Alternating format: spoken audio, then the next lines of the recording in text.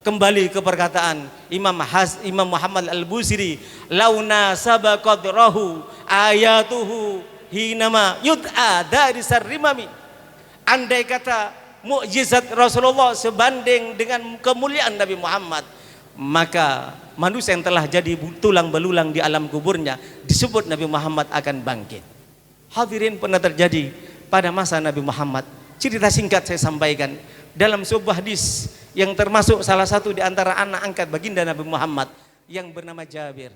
Tatkala perang Khandaq, waktu itu sahabat kelabaran dalam keadaan ketakutan, di mana orang-orang kafir 10.000 dalam satu riwayat disebutkan, riwayat yang lain mengatakan 25.000. Sahabat adanya bersama Nabi hanya 1.000, dan diprovokasi oleh tokoh munafik dari itu 1.000 menjadi 700. Dan dalam keadaan lapar, kehausan dipanggil oleh sahabat Jabir. Maksudnya sahabat Jabir hanya beberapa sahabat, ternyata diajak semuanya oleh Rasulullah.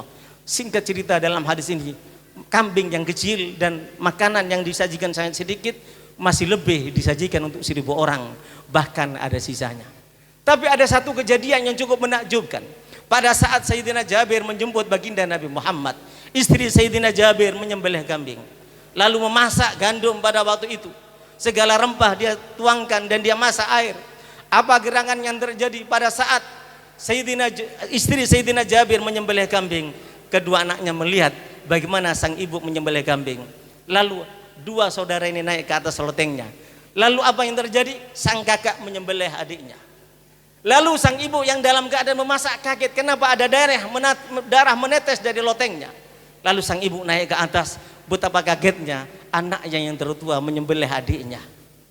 Dan apa gerangan yang terjadi tatkala sang ibu menegur anak yang paling tua yang menyembelih adiknya? Sang anak ketakutan sehingga lari, dan apa yang terjadi? Dia pun mati pada waktu itu.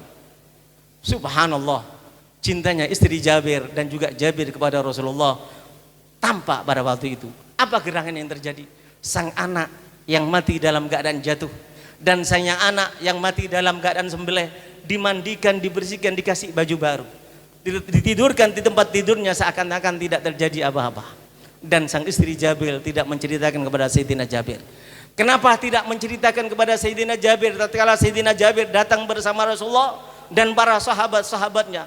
Karena istrinya Jabir khawatir duka yang dia derita dengan matinya kedua putranya akan mengurangi penghormatan dan pelayanan suaminya Jabir terhadap baginda Nabi Muhammad.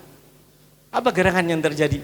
Rasulullah bertanya, ya Jabir, mana putramu yang dua yang biasa menyambut aku? Jabir tidak tahu, meloneh kepada istrinya.